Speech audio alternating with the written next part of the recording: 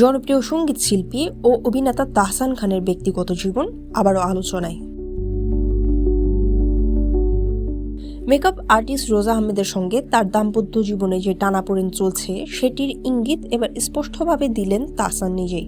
একটি জাতীয় দৈনিকে দেওয়া সাক্ষাৎকারে তাহসান জানান, তারা বর্তমানে একসঙ্গে থাকছেন না। তার ভাষ্য অনুযায়ী গত বছরের জুলাই মাসের শেষ দিক থেকেই দুজন আলাদা আছেন। বিষয়টি দীর্ঘদিন গোপন রাখার চেষ্টা করলেও সম্প্রতি সামাজিক যোগাযোগ মাধ্যমে ভুয়া ও বিভ্রান্তিকর তথ্য ছড়িয়ে পড়ায় তিনি মুখ খুলতে বাধ্য হয়েছে বলে জানান। তাহসান বলেন, ব্যক্তিগত জীবনে প্রকাশ্যে কিছু বলতে চায় না, তবে বিবাহবার্ষিকী উপলক্ষে নানা ধরনের ভুল খবর ও গুজব ছড়িয়ে পড়ার বিষয়টি পরিষ্কার করা প্রয়োজন হয়ে পড়ে। আমরা এখন আর একসঙ্গে থাকছি না।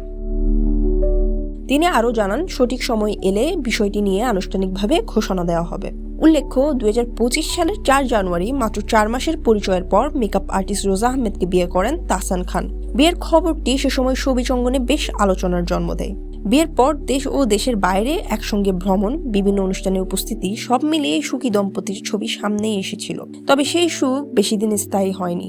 বিয়ের কয়েক মাস না যেতেই তাদের সম্পর্কে দূরত্ব তৈরি হয় এবং শেষ পর্যন্ত আলাদা থাকার সিদ্ধান্তে পৌঁছান তারা। এদিকে আলাদা থাকার বিষয়টি নিশ্চিত হলেও রোজা আহমেদের পক্ষ থেকে এখনো কোনো আনুষ্ঠানিক বক্তব্য পাওয়া যায়নি।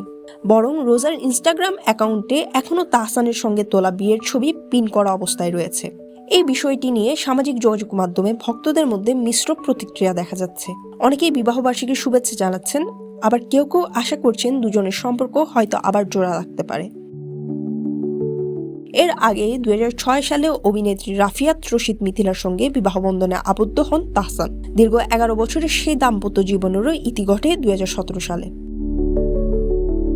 News desk, city post, Chittagong.